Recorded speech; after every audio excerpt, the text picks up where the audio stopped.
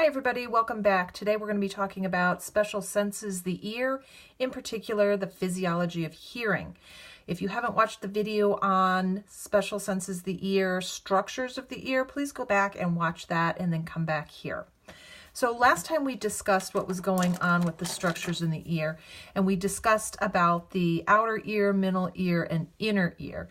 The outer ear's function is to funnel sound waves into the middle ear. The middle ear's function is to transmit those sound waves into mechanical energy and transfer them to the inner ear. And the structure of hearing is the cochlea. And you can see it's got this sort of snail-like swirl thing going on. So the sound waves come in as oscillations in sound waves. They're going to come in and they're going to cause vibration of the tympanic membrane. The tympanic membrane is going to push against the malleus, cause the malleus to vibrate. The malleus is going to hit against the incus. It's going to cause the incus to vibrate, and that's going to cause the stapes to vibrate. The cochlea itself is made up of bone. So this outer swirly part is bone. And if you can imagine, I have a piece of plastic here that I'm trying to swirl up like the cochlea, kind of forms this sort of structure. So it's made from one tube that goes round and round and round and round. And this again is where the hearing receptors are housed. And in hearing, the type of receptors that we're using for this special sense are going to be mechanoreceptors. And if you can remember, mechanoreceptors are receptors that get activated by moving or bending, stretching, or pulling. So we're going to see how that works. So what we're going to look at is what's actually going on inside the cochlea.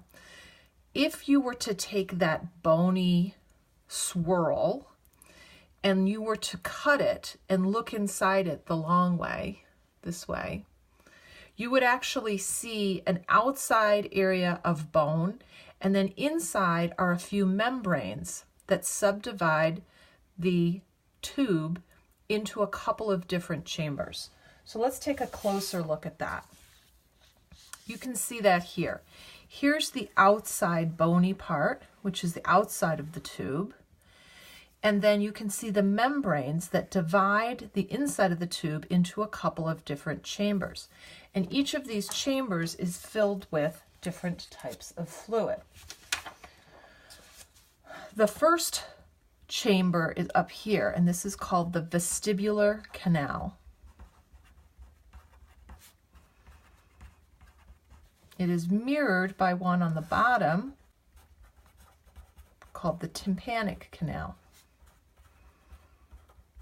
And in between the two of them is something called the cochlear canal.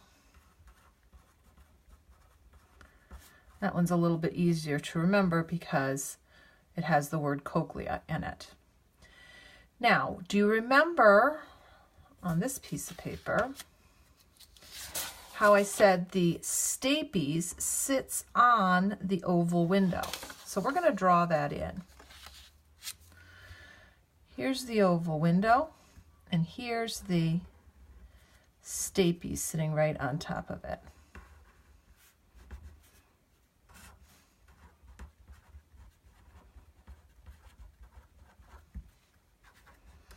And again, the stapes is connected to the incus, which is connected to the malleus, which is right up next to the tympanic membrane. So the mechanical movement is coming this direction from the tympanic membrane through these bones and causing the stapes to push on this oval window in the vestibular canal. So we have our three chambers, and separating them are these membranes. This one right here is called the basilar membrane.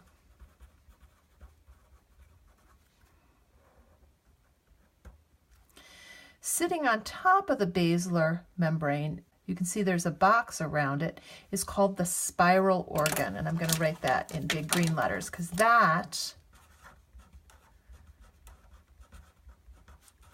is actually the part of this whole apparatus that is going to be sending the action potentials, receiving the information and sending the action potentials.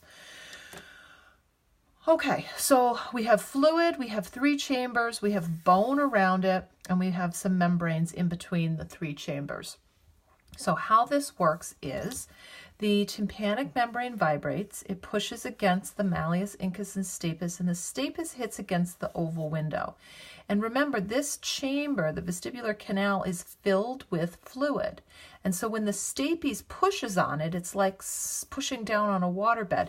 It causes waves in the fluid inside the vestibular canal.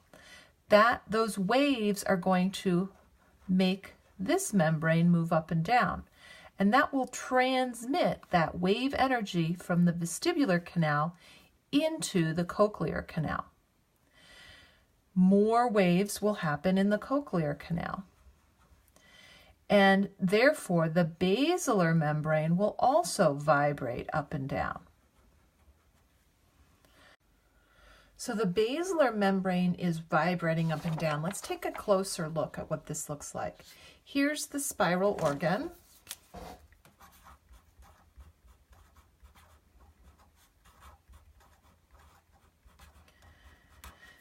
And right here in blue,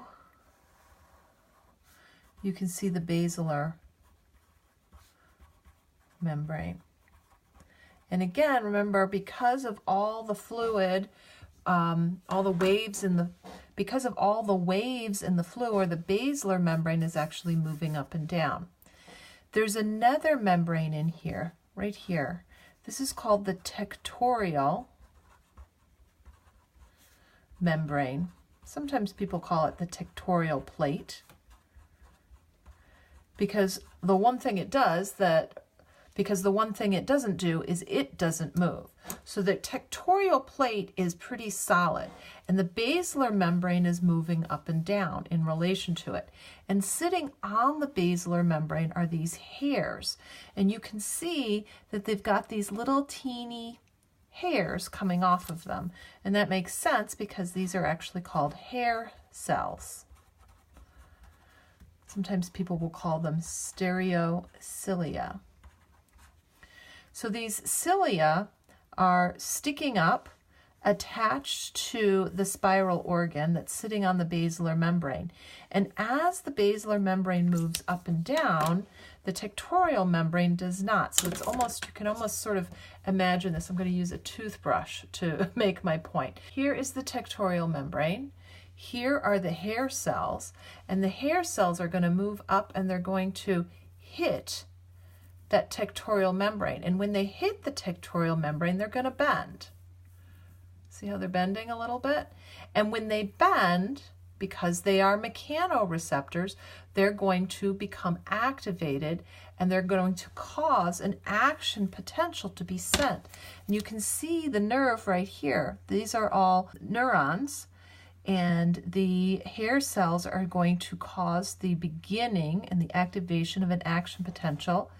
And that action potential is going to come down here on the cochlear nerve. It will be sent into the auditory complex of the brain, which is in the temporal lobe. Once these signals reach the brain, we will integrate the signals and we will know that we have heard something. So again, it's the mechanoreceptors here on the hair cells that are going to be activated and send an action potential all the way into the brain from the spiral organ.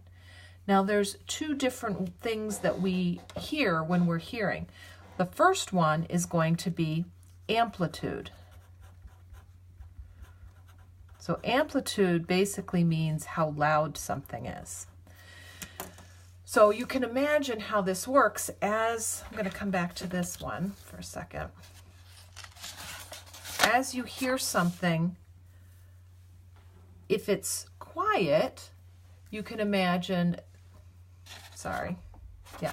If it's quiet, you can imagine that there's not a lot of vibration of the tympanic membrane, not a lot of vibration of the bones, and there's not that many waves met. And so when the basilar membrane moves, it just moves a little bit. And you just get a little bit of activation of those hair cells. But the thing is really, really, really loud. You can imagine that those big, loud sound waves are causing a lot of motion to the tympanic membrane, which gets transferred all the way in and creates much more waves. It's like a tsunami in there. And that's going to cause the basilar membrane to really move up and down and bang into the tectorial membrane really hard. The problem with loud noises is that these hair cells are really delicate. Imagine these being the hair cells, and if they're bending and slamming into the tectorial membrane really hard, you can imagine that they would eventually break. So people that have hearing loss sometimes have it because they listened to things that were too loud for too long, and they literally broke their receptors. They broke those hair cells. The other difference we can hear when we're listening is we can hear pitch. And pitch has to do with frequency. So something with a low frequency would be down like this, and something with a high frequency would be up like this. And we can differentiate it because of the fact that the cochlea is that spiral. So at the very beginning of the cochlea is going to be the oval window, and the waves are going to start, sorry, this is hard to do. The waves are going to start at the very beginning of the curve, and they're going to travel down through here to a certain point, and at that point they're going to lose enough energy to move through the spiral organ. We will be able to sense that as a certain pitch. The lower the pitch, the further the waves travel towards the end of the tube before they cross over. Higher pitched sounds have a higher frequency and they lose their energy a lot faster, and they're going to cross over more towards the top of the tube. So depending on how far down the tube the spiral organ is activated, we can determine whether the pitch was high, medium, or low.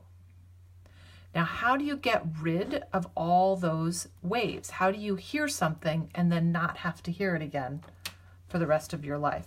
That has to do with this tympanic canal. So the tympanic canal receives all those waves from the basilar membrane.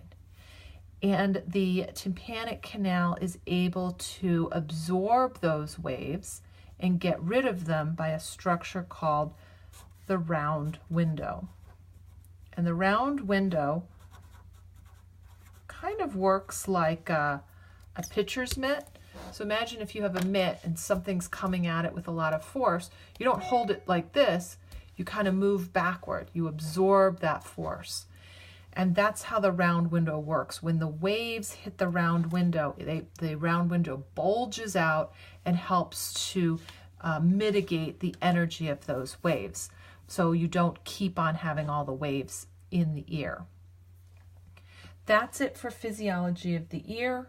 Come back again for the next video.